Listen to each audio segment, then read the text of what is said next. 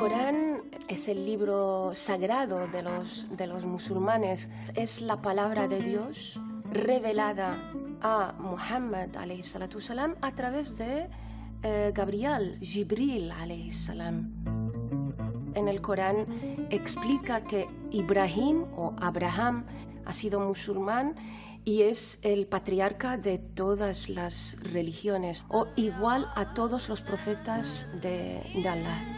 Jesús o Isa ﷺ es un profeta igual que los demás profetas o igual que los otros mensajeros de Allah.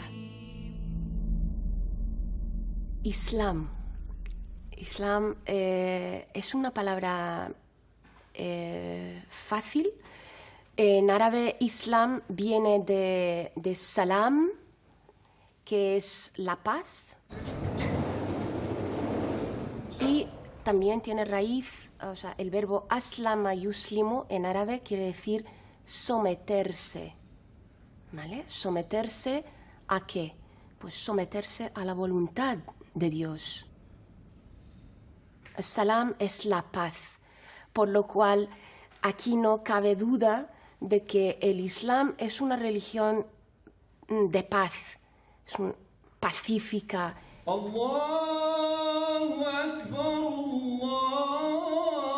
Yo siempre digo, cuando yo como musulmana hago algo malo, no juzgues al Islam, júzgame a mí como Fátima, como persona, no al Islam.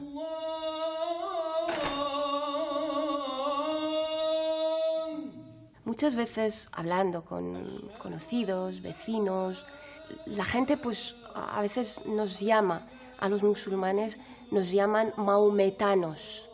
Quiero corregir esta palabra, el nombre de nuestro profeta es Muhammad, porque Mahoma no tiene significado, por lo cual ni somos maometanos, ni somos otra cosa, somos musulmanes. Muhammad es únicamente un siervo de Allah. La oración del viernes es una oración especial, ya que en el Corán existe toda una sura que se llama Sura al-Jumu'ah, ¿vale? Tiene el nombre del día, del viernes, Sura del viernes. Y además existe una parte donde Allah dice que cuando llaman a la oración del mediodía del viernes, todo el mundo tiene que dejarlo todo y ir a hacer la oración.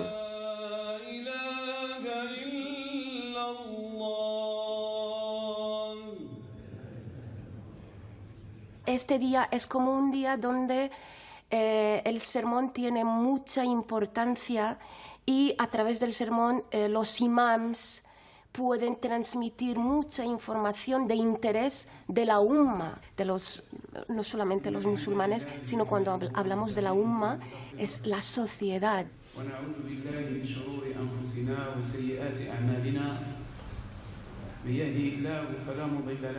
La palabra amma o el verbo amma quiere decir encabeza, ¿vale? Entonces, imam es una persona que encabeza un grupo, una persona de referencia, que sea una persona cualificada. Un imam también tiene que tener conocimiento sobre la sociedad de acogida, porque no vale un imam que venga de un país musulmán por ejemplo, en este caso, a España o a Cataluña. Un imam tiene que adaptarse a dónde está viviendo y dónde está ejerciendo. Nosotros los musulmanes creemos en tanto el paraíso como el infierno, por lo cual tenemos que prepararnos en toda nuestra vida, obrando bien para después de la muerte recibir esta recompensa. Dicho esto, tengo que comentar que Allah perdona. O sea, no solamente existe el castigo, sino también el perdón. Dentro del Islam, la mujer tiene muchísimos derechos que con el paso del tiempo ha ido perdiendo. ya sea por política, ya sea por el interés del hombre, ya sea por otros motivos, pero la mujer ha ido perdiendo estos derechos que ahora mismo es cuestión de recuperarlo.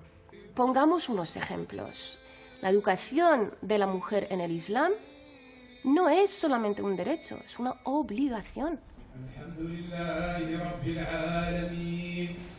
El burka no existe en el Islam.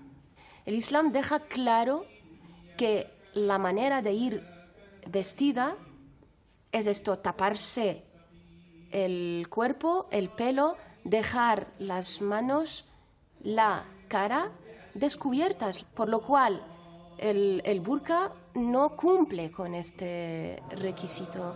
El burka no es una vestimenta del Islam. La mujer sufre doble discriminación o está como entre dos rejas. Por una parte, sufren la obligación, ¿vale?, de los que les obligan llevar esta vestimenta sin que ellas sepan el porqué y el motivo y tal.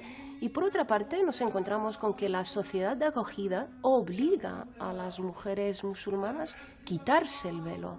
Para mí, ambas partes se están pasando con la mujer musulmana, que ella decida qué es lo que quiere, llevar o no llevar el velo, trabajar o no trabajar, porque en el Islam la mujer puede trabajar.